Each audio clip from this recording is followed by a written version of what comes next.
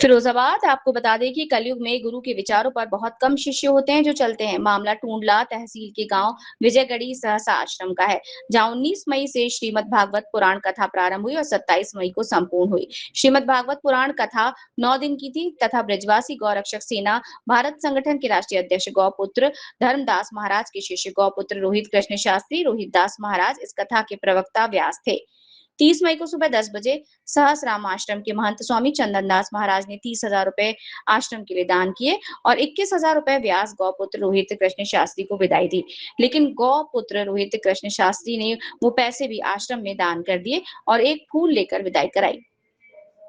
मौके पर ब्रिजवासी गौरक्षक सेना भारत संगठन के राष्ट्रीय अध्यक्ष गौपुत्र धर्मदास महाराज ने कहा कि धन्य है मेरे शिष्य जो मेरे नक्शे कदम पर चल रहे हैं। आज तक हमने किसी से 1 रुपया नहीं लिया और आज श्रीमद् भागवत पुराण कथा का 1 रुपया मेरे शिष्य गौपुत्र रोहित कृष्ण शास्त्री ने भी नहीं लिया।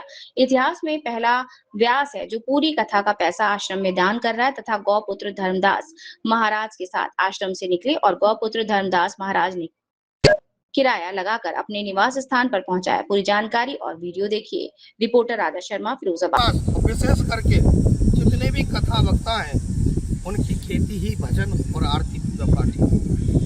संत महात्माओं का चलो अलग जगा ले, ये लोग अलग भी नहीं जगाते। ये तो भजन जो करते हैं अपनी वाणी से जितना भी रसपान कराते हैं, भक्तों की श्रद्धा होती है वो दान पुण्य करते हैं, उससे अपना सारा जीवन की अपनी व्यवस्थाएं सब उनकी बनती है। वो और उसमें भी वो संत जो है अपना जो दान लेके भी और वो सब दान कर दे।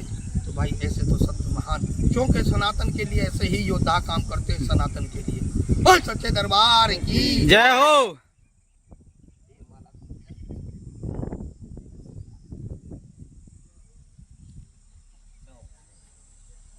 आ जाओ बल्लू चौहान। अरे बाबा जी गौ माता, राष्ट्र माता, आपने देखा कि ये भारत में ऐसे पराक्रमी व्यास भी हैं। रोहित कृष्ण शास्त्री हमारे धर्मपुत्र हैं और धर्म के लिए जिस प्रकार से हमने सर्वज्ञ जीवन नौछावर कर रखा है, ना हमें धन से मतलब है, ना हमें माया से मतलब है, ना हमें यश से मतलब है, ना कीर्ति से मतलब है, वो आज हमारे शिष्य ने हमारे गुरु आश्रम पर करके दिखाया।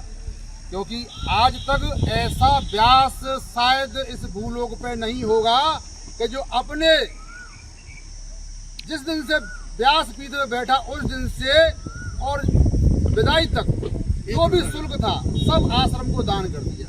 ऐसा व्यास आज तक आपने ना ही देखा होगा और ना ही सुना होगा। ये हमारे पुत्र ने, हमारा जो धर्म पुत्र है, उसने ये करके दिखा दिया और इतिहास रच दिया। क्योंकि इतिहास हमेशा उन्हीं वीरों का रचा जाता है जो कुछ करते हैं। मैं तो ज़्यादा कुछ ना कहते, बस यही आशा करता हूँ कि हे मेरी गौ माता, इस बच्चे का जीवन खुशियों से भरे और धन दान से भरे। क्योंकि धर्मदास के पास तो सिर्फ आशीर्वाद है और मुखारबिंद से बोले हुए वचन, बाकी कुछ नहीं है। मैं तो गुरुदेव से भी कहता हूँ, गुरुदेव ये माया संसारी रूप है, ये संसारी रूप से आप निकलिए, क्योंकि माया साथ नहीं जाएगी आपके, ना ही किसी के साथ गई है, हमारे साथ भी नहीं जाएगी। ये तो खाली हमने 5 वर्ष ये सही पैर रखा है, इस चोले में हम विराजमान हैं, ये तो खाली कुछ समय का है। क्योंकि हमारी आत्मा शुद्ध होनी चाहिए और हमारा मन शुद्ध होना चाहिए और ठाकुर जी के प्रति आस्था होनी चाहिए। तो मैं तो यही कहूँगा कि संपूर्ण भारत देश के जितने भी व्यास हैं सभी से बस मेरा हाथ जोड़ के अपील है, इस सनातन धर्म के लिए, गौ माता के लिए सर्वज्ञ जीवन नौछावर करें और जो माया की आप गठरी खट्टी कर रहे हो ना, वो किसी काम नहीं आएगी। जय गौ माता, जय श्री।